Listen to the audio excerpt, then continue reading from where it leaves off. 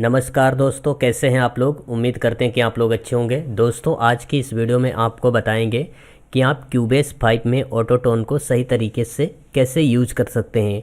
बहुत ही छोटा वीडियो है और वीडियो को पूरा देखना, आप बहुत ही अच्छी जानकारी सीखने वाले हैं। ठीक है, ऐसी जानकारी आज तक यूट्यूब पे आपको कोई भी नहीं सिखाया होगा जिस तरीके से मैं आपको क्यूबेस 5 के अंदर आपको बताऊंगा कि ऑटोटोन को सही तरीके से यूज कैसे कर सकते हैं, कैसे आप गाना गा सकते हैं। ठीक है, तो यहाँ पे हमारा क्यूबेस जो है कुछ इस प्रकार से ओपन हो चुका है और हमें यहाँ पे जो खाली जगह दिख रही है यहाँ पे हमें राइट क्लिक कर देना है। राइट क्लिक करेंगे, यहाँ पे एक हम ट्रैक बना लेते हैं ऑडियो का।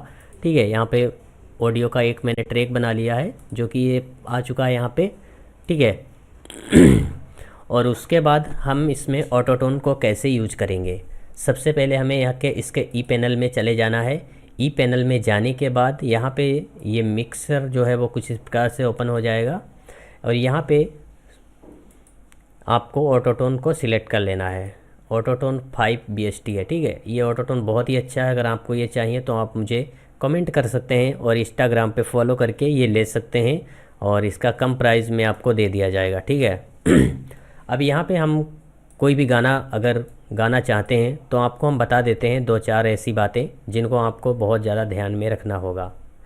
यहाँ पे सबसे पहले अगर आप समझ लीजिए, अगर आप गाने को तेज़ स्पीड में गाते हैं, चिल्ला के भी गाते हैं, तो यहाँ पे देख सकते हैं कि यहाँ पे 4-5 सेटिंग दी गई है। आप उसके हिसाब से गाना को, अगर जिस प्रकार का आपका गाना है उसी प्रकार का यहाँ पे सिलेक्ट कर लेना है। ठीक है, अगर आप गाने को चिल्ला के गाते हैं, बहुत ही ज़्यादा स्पीड में है ट्रैक, ठीक है, तो यहाँ पे अल्टो टूनर वॉइस करना है। अगर लो मेल में गा रहे हैं, मतलब गाना कम स्पीड में है और कहने का मतलब ज़्यादा चिल्ला के भी नहीं गा रहे हैं, तो यहाँ पे लो मेल वॉइस सिलेक्ट कर देना है।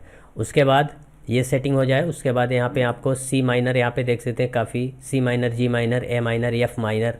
ठीक है, तो यहाँ पे हम सी माइनर सिलेक्ट करके और यहाँ पे माइनर सिलेक्ट कर देते हैं और यहाँ का काम हो जाने के बाद अब यहाँ पे आपको रिटर्न स्पीड जो आपको दिख रही है इसको 0 कर देना है। ठीक है, यहाँ पे 0 हो जाएगा। ठीक है, 0 करने के बाद इसका काम हो चुका है। और अगर आप इधर उधर कुछ ज़्यादा सेटिंग छेड़छाड़ मत कीजिएगा और इधर से इधर आप कर लेना। ठीक है, उसके बाद यहाँ पे इसको क्लोज़ कर दीजिएगा। क्लोज़ करने के बाद यहाँ पे आप स्लॉट 2 में आएंगे तो यहाँ पे हम एक मोड डिले ले लेते हैं। मोड डिले लेने के बाद यहाँ पे हम इसको हटा के 50% जो लिखा है इस यहाँ पे आपको 12 से 13-14 तक कर सकते हैं, तो मैं 13% सिलेक्ट कर देता हूँ। उसके बाद यहाँ से इसको क्लोज़ कर देता हूँ। उसके बाद यहाँ पे रिकॉर्डिंग आप करके देख लेना और उसके बाद आप इसमें बहुत सारे इफ़ेक्ट लगा सकते हैं। तो हम पहले आपको सिर्फ 2 ही इफ़ेक्ट का जानकारी आपको देते हैं कि कैसा रिकॉर्डिंग मेरा होगा। ठीक है, तो हेलो, तो यहाँ पे सुनते हैं।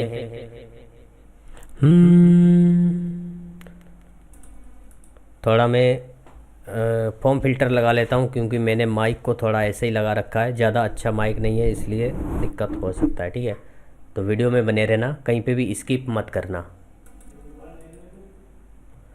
हेलो, तेरी याद में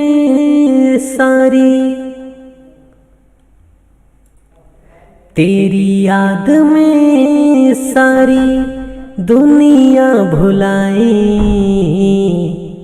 आई आई आई तेरी याद आई।